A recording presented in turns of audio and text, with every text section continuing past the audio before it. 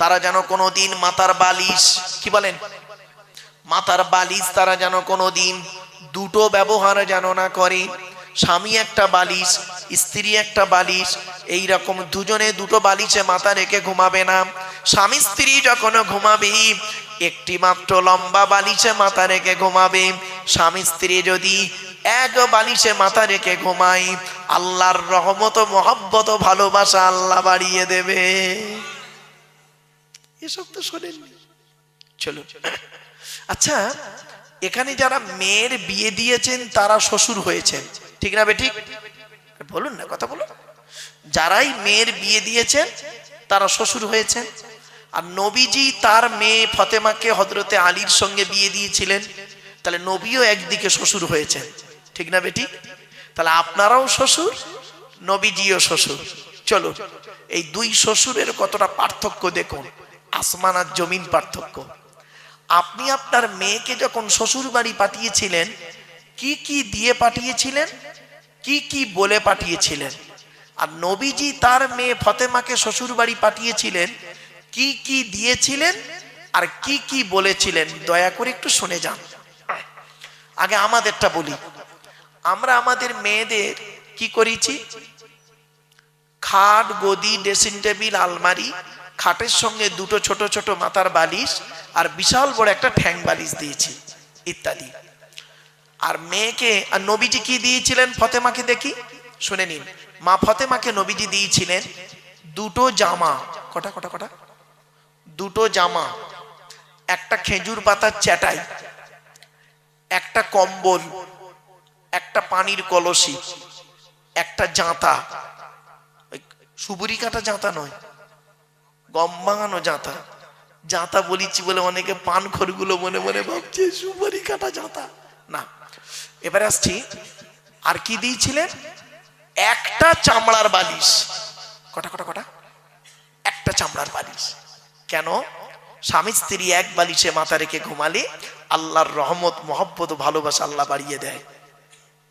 চলো, এবারে আসছি, নবীজি আপনি আপনার মেয়েকে কি বলে শ্বশুর বাড়ি পাঠিয়েছিলেন? মেয়েটি যেদিন শ্বশুর বাড়ি যাচ্ছিলেন, জীবনের প্রথম বরের গাড়িতে ওঠার আগে মেয়েটি তার ভাই বোনের গলা জড়িয়ে কেঁদেছে, মায়ের গলা জড়িয়ে কেঁদেছে, সর্বশেষে এসে বাপের গলা জড়িয়ে কাঁদে, ঠিক না বেঠিক? বাপ তখন কি বলে সান্ত্বনা দেন আপনারা? কাঁদিসনি মা, কাঁদিসনি, আমরা কাল সকাল সকাল যাচ্ছি, ঠিক না বেঠিক? এটাই তো বলেন। আর নবীজি কি বলেছেন শুনুন, চমকে যাবেন। আমার মা বোনেরা সব শুনছে, হ্যাঁ, মা বোনেরা শুনে নিন। নবীজি কি বলেছিলেন? নবীজির বেটি ছোট মেয়ে ফতেমা যখন শ্বশুর বাড়ি যাচ্ছিলেন, আলীর বাড়িতে জীবনের প্রথম যাচ্ছেন, নবীকে ফতেমা বলছেন, আব্বা জান, আজ আমি শ্বশুর বাড়ি যাচ্ছি, মা তো বেঁচে নেই, আপনি আমার আব্বা, আপনি আমার মা, আজ শ্বশুর বাড়ি যাচ্ছি আব্বা, কিভাবে চলবো আপনি বলে দিন। নবীজি একটা কথা বললেন, মা বোনেরা শুনুন, একটা কথা বললেন, ফতেমা, ফতেমা, আলীকে দ্বিতীয়বার ডাকতে যেন না হয়। কি বললো? কি বললো? আলীকে দ্বিতীয়বার ডাকতে যেন না হয়। তার মানে কি? এক ডাকে সাড়া দেবে, এক ডাকে সাড়া দেবে। তো মা ফতেমা বললেন, জি আব্বাজান, আমি স্মরণ রাখবো কথাটা মরণ পর্যন্ত।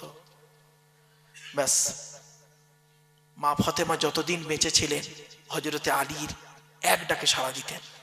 একদিনের একটা ছোট্ট ঘটনা শুনে নিন, চমকে যাবেন। দেখুন, হযরত আলী একদিন নবীজির দরবার থেকে বাড়ি আসছে, অনেক রাত হয়ে গেছে, হাসান হুসাইন বাড়িতে আছে, বাচ্চা বাচ্চা ছেলে। হযরত আলী রাস্তা দিয়ে আসছে আর মনে মনে ভাবছে, হিস, আজকের এত রাত করে ফেললাম, ঠিক হলো না। ফতেমা জেগে আছে, হাসান হুসাইন বাচ্চা দুটো আছে। লজ্জিত ভাবে এসেছে বাড়িতে, এসে দরজায় ওই বালাটা আস্তে করে নাড়া দিচ্ছে, দিয়ে হালকা আওয়াজে ফতেমা একবার ডেকেছে, সঙ্গে সঙ্গে মা ফতেমা লাব্বাইক বলে দরজা খুলে দিয়েছে। তখন হযরত আলী বলছে, ফতেমা কিছু মনে করো না, আজকের একটু রাত হয়ে গেছে, জানো রাত হয়ে গেছে, কিছু মনে করো না, আর কাল থেকে আমার জন্য জেগে বসে থাকবে না, তুমি খেয়ে নেবে, হাসান হোসাইনকে খাইয়ে দেবে, তোমরা তিনজনে খেয়ে ঘুমিয়ে যাবে, আমি নবীজির দরবার থেকে যখন আসবো এসে খাওয়া দাওয়া করে ঘুমাবো। কথাটা শোনার পরে মা ফতেমা কি বলেছিল জানেন? শুনে নিন আমার মা বোনরা, ভালো করে শুনে নিন। মা নবীজির বেটি ফতেমা কি বলেছিলেন শুনে নিন। এটা হলো আমার মায়ের স্বভাব, বাপের অর্ডার। মায়ের স্বভাব, বাপের অর্ডার। হযরত আলী চমকে গেলেন। আচ্ছা, মায়ের স্বভাব বাপের অর্ডারটা কি? তা বলছে, আমার মা খাদিজা, আমরা হলাম 7 ভাই বোন। ক ভাই বোন? নবীর 7টা ছেলে মেয়ে, 3টে পুত্র সন্তান, 4টে কন্যা সন্তান। তো আমরা হলাম 7 ভাই বোন। 3 ভাইকে আল্লাহ বাল্যকালে ডেকে নেয়, 4 বোন জয়নাব, রুকাইয়া, উম্মে কুলসুম, আমি ছোট মেয়ে ফতেমা। আমি ফতেমা আমার মা খাদিজাকে আমি নিজে চোখে দেখেছি, আমি নিজে চোখে দেখেছি আমার মাকে। কি? আমার মা আমাদের 4 বোনকে খাইয়ে শুইয়ে দিয়ে আমার মা খাদিজাকে দেখেছি আব্বাজান যতক্ষণ না বাড়ি ঢুকতেন ততক্ষণ পর্যন্ত ঘুমানো তো দূরের কথা, খেতেন না, দরজা লাগিয়ে দাঁড়িয়ে দাঁড়িয়ে আল্লাহর কোরআন তেলাওয়াত করতেন, আল্লাহ আল্লাহর জিকির করতেন। যত রাত হোক না কেন আমার আব্বাজান যখন বাড়ি ঢুকতেন, আব্বাজান খালি একবার ডাকতেন, একবার খাদিজা বলে ডাকতেন, একবার খাদিজা বলে ডাকতেন, সঙ্গে সঙ্গে আমার আম্মাজানকে দেখেছি লাব্বাইক ইয়া রাসূলুল্লাহ বলে দরজা খুলে দিতেন। এই অভ্যাসটা আমি মায়ের থেকে শিখে নিয়েছি। আপনার মেয়ে আপনার জামাইয়ের জন্য করে, আসলে আপনার বউ তো আপনার জন্য করে না, তা আপনার মেয়ে করবে কি করে? ডাইসটাই তো খারাপ, ডাইসটাই তো খারাপ। বাড়ি থেকে ভাববেন মা বোনেরা, খালি নাম ফতেমা দিলে হয় না, নাম রোকেয়া দিলে হয় না, নাম খাদিজা দিলে হয় না, কাম করা লাগে, ঠিক না বেটি? চলো তারপরে বলছে বাপের অর্ডারটা কি? বলছে যেদিন আমি আপনার বাড়িতে আসি সেই দিন আমার আব্বাজান বলেছিলেন আলীকে দ্বিতীয়বার ডাকতে যেন না হয়, তা আমি মরণ পর্যন্ত চেষ্টা করে যাব আপনার এক ডাকে সাড়া দিতে। জোরে বলুন সুবহানাল্লাহ। আমার মায়েরা বোনেরা, স্বামী কি জিনিস, স্বামী কি জিনিস সেই দিন বুঝতে পারবেন যেদিন স্বামী আপনার পৃথিবী ছেড়ে চলে যাবে। বাপের বাড়িতেও ঠাঁই নেই, ছেলের ঘরেও আশ্রয় নেই, মেয়ের ঘরেও জায়গা নেই, স্বামীর বাড়িটাই হলো তোমার বাড়ি। মনে রেখো, স্বামীকে গালি দিয়ে, স্বামীকে অপমান করে তুমি শান্তি থাকতে পারবে না। শুনে নিন, একজন পুরুষ 4 জনকে খুশি করলে জান্নাতি। হে পুরুষ, তুমি তোমার রব আল্লাহকে খুশি করো, অর্থাৎ কোরআন মোতাবেক জীবন যাপন করো। 2 নাম্বার, হে পুরুষ তুমি তোমার নবীকে খুশি করো, হাদিস মোতাবেক জীবন যাপন করো। 3 নাম্বার, পুরুষ তুমি তোমার জন্মদাতা বাপকে খুশি করো। 4 নাম্বার, পুরুষ পেটে ধরা মাকে খুশি করো। এই 4 জনকে যদি খুশি করতে পারে কোনো পুরুষ, সে জান্নাতি। আর একজন নারী 3 জনকে খুশি করলে জান্নাতি। হে নারী, তুমি তোমার রব আল্লাহকে খুশি করো। হে নারী, তুমি তোমার নবীকে খুশি করো, নবীর হাদিস মোতাবেক জীবন যাপন করো। 3 নাম্বার, হে নারী, তুমি তোমার স্বামীকে খুশি করো। কোনো হকের উপরে কোনো স্বামী যদি তার স্ত্রীর উপরে নারাজ থাকে, আল্লাহ নারাজ হয়ে যাবে। মা বোনেরা বলে যাচ্ছি, শুনে নিন। নবীজি বললেন কয়েক শ্রেণীর নারী হলো জাহান্নামী, নামাজ পড়ে রোজা রেখে কোরআন পড়ে জাহান্নামে যাবে। কয়েক শ্রেণীর নারী কে কে? 1 নাম্বার, ওই নারী যে নারী নামাজ পড়ে রোজা রাখে, হজও করেছে, কিন্তু স্বামীর সঙ্গে যখন কথা বলে মেজাজ দিয়ে কথা বলে, ওই নারী নামাজ রোজা ইবাদত কবুল হবে না। দুই নাম্বার হলো ওই নারীর প্রতি আল্লাহর গজব পড়বে যে নারী স্বামীর দুর্নাম বদনাম অন্যের কাছে করে বেড়ায়। তিন নাম্বার হলো ওই নারী যে নারী স্বামী থাকতে অন্য পুরুষের সঙ্গে পরকীয়ায় লিপ্ত হয়। চার নাম্বার হলো ওই নারী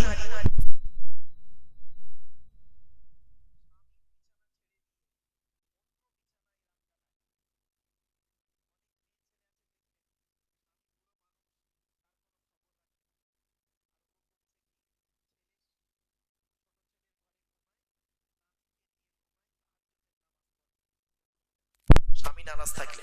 পাঁচ নাম্বার ওই নারী যে নারী তার স্বামীর পরিবারের সঙ্গে খারাপ আচরণ করে। স্বামীর পরিবারকে, স্বামীর বাপ, স্বামীর মা, স্বামীর ভাই, স্বামীর বোন, মা বোনদের বলে যাচ্ছি খবরদার।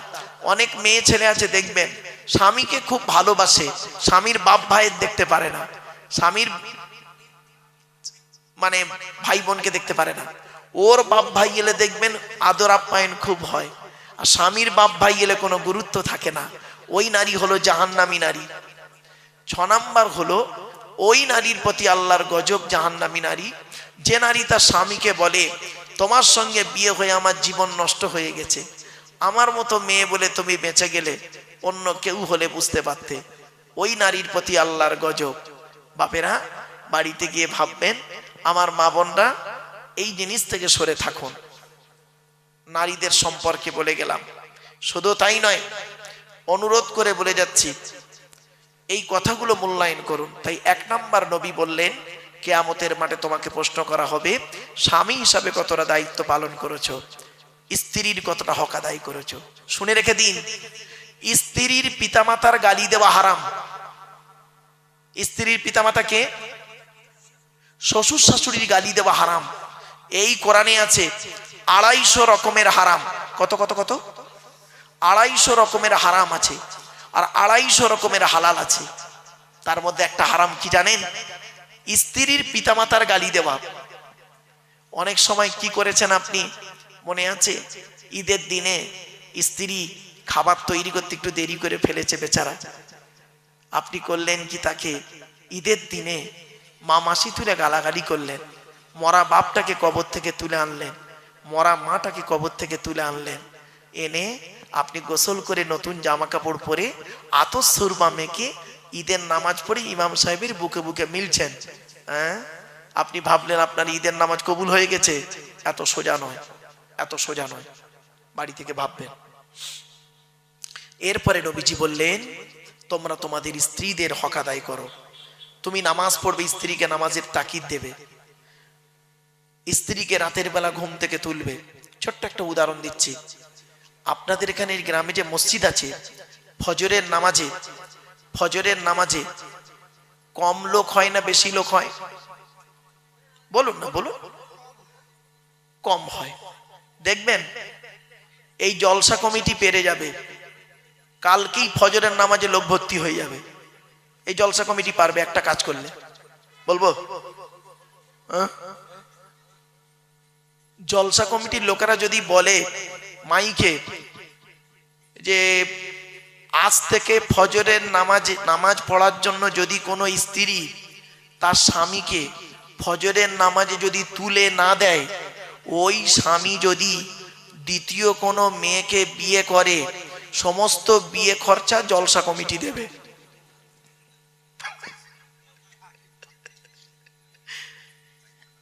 বুঝলেন?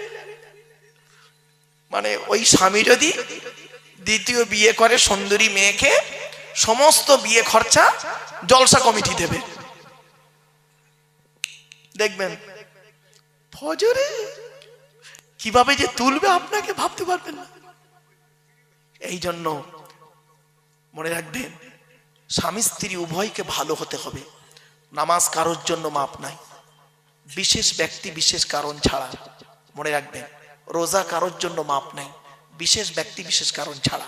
তো এক নাম্বার হলো স্বামী হিসাবে আপনাকে দায়িত্ব নেওয়া হবে, মানে হিসাব নেওয়া হবে স্বামী হিসাবে কতটা দায়িত্ব পালন করেছেন। তো এখানে যারা স্বামী আছেন বসে বসে ভাবুন স্ত্রীর হকটা কতটা আদায় করেছেন। 11:30 আচ্ছা ঠিক আছে, চলো এরপরে আসছি 2 নাম্বার, পিতা হিসাবে কতটা দায়িত্ব পালন করেছেন। পিতা পিতা এখানে অনেক বাপ বসে আছেন না, প্রত্যেক পিতামাতার দায়িত্ব হলো, নবী বলেছেন তার ছেলে এবং মেয়ের উপরে 3টে। কটা কটা কটা? 3টে। কি কি? 1 নাম্বার নবী বলেছেন সুন্দর সুন্দর নাম রাখতে হবে ছেলে মেয়ে জন্মগ্রহণ করলে। 2 নাম্বার নবী বলেছেন ছেলে মেয়ে যখন কথাবার্তা বলতে শিখবে তাকে লেখাপড়া শেখাবে, কোরআনের শিক্ষা দেবে। আর এখানেই মাদ্রাসা মুক্তব হয়েছে, কোরআনের শিক্ষা দেওয়া হয়। 3 নম্বরে বলা হয়েছে কি, যে 3 নম্বরে হচ্ছে ছেলে মেয়ে যখন প্রাপ্তবয়স্ক হয়ে যাবে, যৌবন তাদের যখন ফুটবে, পাত্র পাত্রী থেকে তাদের তাড়াতাড়ি বিয়ের ব্যবস্থা করবে। এখানে অনেক বাম্মা বসে আছেন যারা ছেলে বড় হয়েছে, মেয়ে বড় হয়ে গেছে, বিয়ের প্রয়োজন, বাম্মা বিয়ে দিচ্ছে না। সেই ছেলে মেয়ে যদি ব্যভিচার করে আর ওই পাপের বোঝা ওই ছেলে মেয়ের বাম্মাদের ঘাড়ে পড়বে। কি ভাবলেন? এই জন্য এই যুবক ছেলেরা, ভালোবেসে বিয়ে করা ভালো নয়, বিয়ে করে ভালোবাসা ভালো। ভালোবেসে বিয়ে করা ভালো নয়, বিয়ে করে ভালোবাসা ভালো। একটা হালাল একটা হারাম, তুমিই ঠিক করো কোনটা করবে। শুধু তাই নয়, বিয়ে করলে আল্লাহ খুশি হয়, শয়তান নারাজ হয়। আর জেনা করলে শয়তান খুশি হয়, আল্লাহ নারাজ হয়। তুমি সিদ্ধান্ত নাও কাকে খুশি করতে চাও।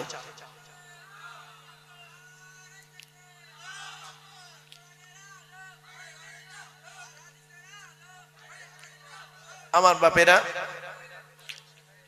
আলহামদুলিল্লাহ, যে বক্তার অপেক্ষায় আপনারা ছিলেন তিনি এসে গেছেন, তার জ্ঞানগর্ভ বক্তব্য আপনারা শুনবেন।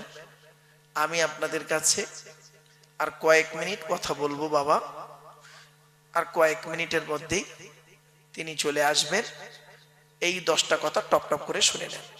1 নাম্বার হলো স্বামী হিসাবে, 2 নাম্বার হলো পিতা হিসাবে, 3 নাম্বার হলো ছেলে হিসাবে পিতামাতার কতটা হক আদায় করেছেন।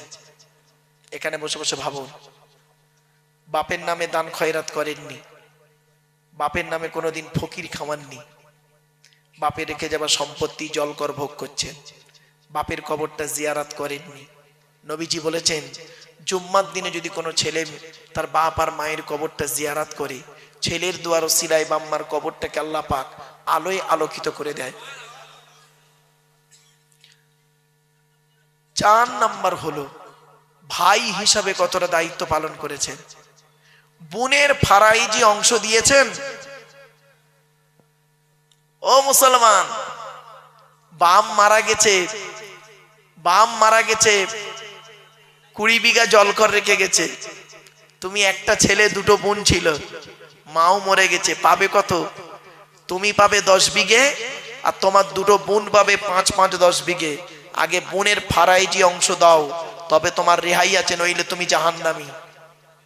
হয়েছে? তুমি নামাজ পড়ো, রোজা রাখো, ভাই হিসাবে তোমাকে ধরা হবে কতটা দায়িত্ব পালন করেছিলেন। 5 নাম্বার হলো চাচা হিসাবে কতটা দায়িত্ব পালন করেছো। চাচা, এখানে অনেক চাচা দাঁড়িয়ে বসে আছে, বাপ মারা গেছে, চাচা বেঁচে ছিলে, তুমি ভাইপোদের প্রতি লক্ষ্য রেখে রাখতে না, আরো ভাইপোদের মেরে খাবার ধান্দা করেছো। 6 নাম্বারটা খুব ইম্পর্টেন্ট, খুব ইম্পর্টেন্ট, খুব ইম্পর্টেন্ট। 6 নাম্বারটা কে জানেন? বোনাই হিসাবে ধরা হবে। বোনাই, আপনারা কি বলেন? বোনাই বলেন না দুলা ভাই বলেন? কোনটা? এই বোনাইরা কবরে ঢোক, বোনাইদের ধরবে। শালির সঙ্গে ইয়ারকি মারা, শালির হাত ধরে জলসায় গিয়ে ফুচকা খায়, খেয়ে দেবা গালে, কবরে ঢোক। বোনাইদেরকে আল্লাহ ধরবে কিয়ামতের মাঠে। শালির সঙ্গে কিরূপ আচরণ করেছিলিস, কি ভাবছেন? কোরআনে আল্লাহ বলছেন আয়াহসাবুল ইনসানু আন ইউতরাকা সুদা, মানুষ কি মনে করে আমি আল্লাহ তাকে এমনি এমনি ছেড়ে দেব, তাকে হিসাব কিতাব না নিয়ে, কৈফিয়াত না নিয়ে? শুনে নিন, এর সঙ্গে আরেকজন আছে, কে জানেন? দেওর। কি বললাম? দেওর হিসাবে আপনাকে জবাব দিতে হবে। এই ভাবিরা শুনে নিন, আল্লাহর নবীর কাছে একদিন নারী জাতিরা এসেছে। নারীরা এসে বলছেন, ইয়া রাসূলুল্লাহ, আমরা পৃথিবীতে কাকে বেশি ভয় করব বলুন। আল্লাহর নবী বললেন, এই পৃথিবীতে তোমরা মৃত্যুকে ভয় করো? বলছে হ্যাঁ।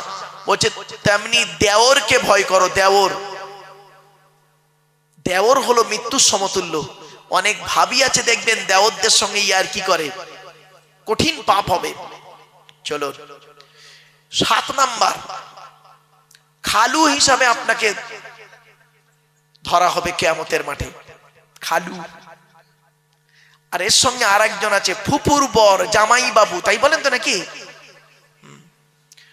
8 নাম্বারটা খুব ইম্পর্টেন্ট,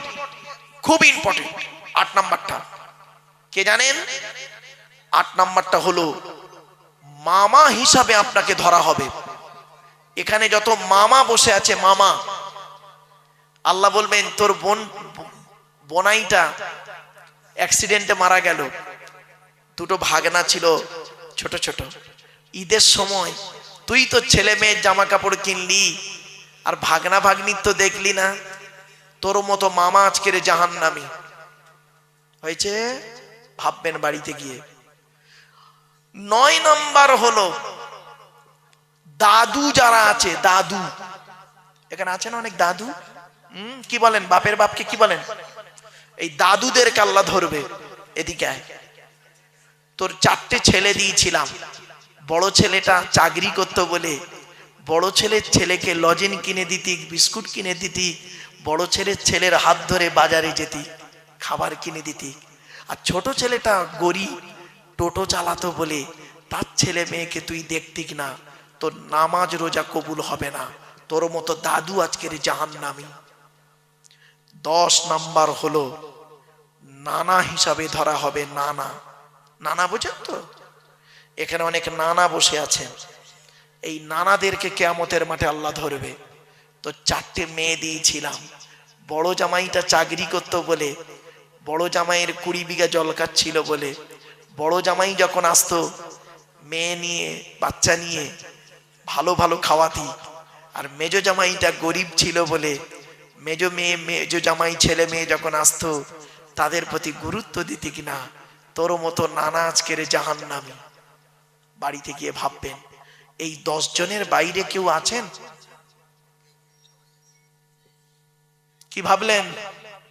1 নাম্বার স্বামী হিসাবে, পিতা হিসাবে, ভাই হিসাবে, ছেলে হিসাবে, চাচা হিসাবে, বোনাই হিসাবে, দেওর হিসাবে, খালু হিসাবে, জামাইবাবু হিসাবে, মামা হিসাবে, দাদু হিসাবে, নানা হিসাবে।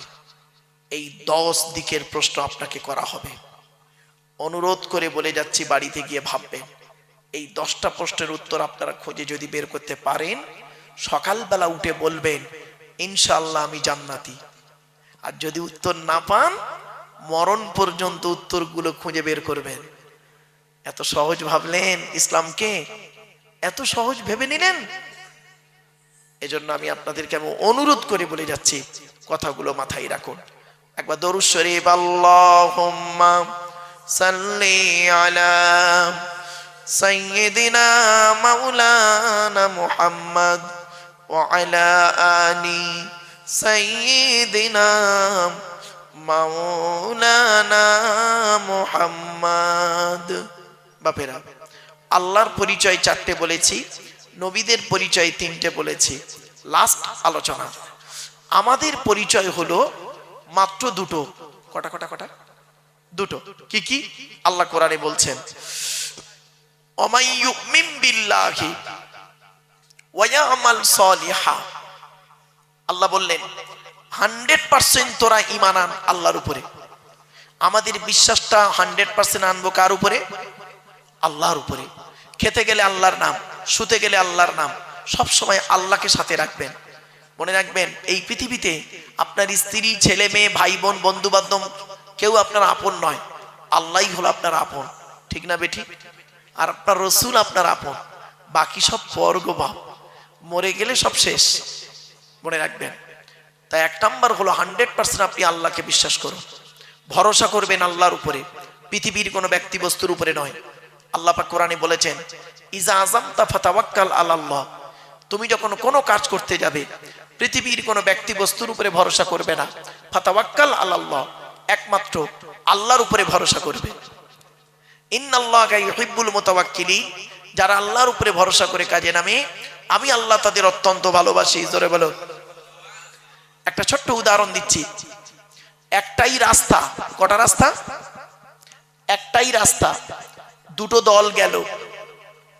একটাই রাস্তা, দুটো দল গেল।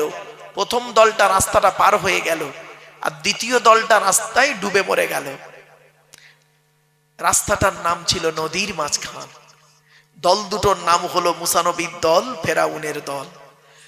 মুসা নবীর ভরসাটা রাস্তার উপরে ছিল না, ভরসা ছিল আল্লাহর উপর, পার হয়ে গেল।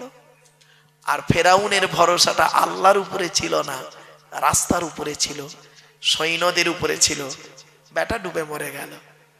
বাড়িতে গিয়ে ভাববেন, ভরসাটা আল্লাহর উপরে, ব্যক্তি বস্তুর উপরে নয়, ভরসাটা আল্লাহর উপর রাখুন। এই জলসা কমিটি, জলসা যখনই দেবেন ভরসা রাখবেন আল্লাহর উপরে। কার মাধ্যমে কোথায় কি হবে আল্লাহ পাক ঠিক করে রেখেছেন, ঠিক না বেঠিক? অনুরোধ করে বলে যাচ্ছি। 2 নাম্বার আল্লাহ বললেন, ওয়ায়ামাল সলিহা, পৃথিবীতে যতদিন বাঁচবে ভালো ভালো কাজগুলো করবে। লোকের গোঁজা মেরে মেরে বেড়াও না, ভালো ভালো কাজগুলো করবে।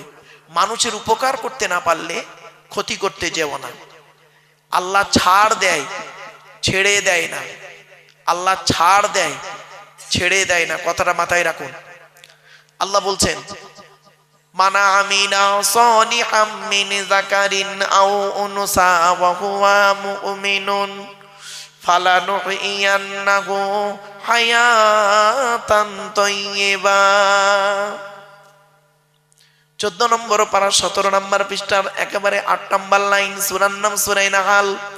আল্লাহ বলেন, যে ব্যক্তি 100% আল্লাহকে বিশ্বাস করবে, ভালো ভালো কাজগুলো করবে, বেটা ছেলে হোক আর মেয়ে ছেলে হোক, ওয়া হুয়া মুমিন, সে হবে মুমিন, ফালানুহইয়ান্নাহু হায়াতান তাইয়্যিবা, পৃথিবীতে আল্লাহ পাক রব্বুল আলামিন শান্তি সম্মানের সহিত জীবন যাপন করাবে। 100% ঈমান আনুন আর ভালো কাজ করুন। এইরকম একজন লোকের নাম বলে যাচ্ছি, ফুরফুরার জমিনে ছিলেন, একেবারে শেষবারে বিদায় নিলেন আমাদের কাছ থেকে মুফতি আজম মেজলা হুজুর পীর কেবলা রহমাতুল্লাহ আলাইহি। কি ভাবলেন? খুব বড় আল্লাহর ওলি ছিলেন, খুব বড় আলেম ছিলেন। ইলমিয়াত, জাহিরি ইলম, বাতিনি ইলম, ইলম লাদুন্নি, ইলমে মারিফাত আল্লাহ পাক তার মধ্যে দিয়েছিলেন। কি ভাবছেন?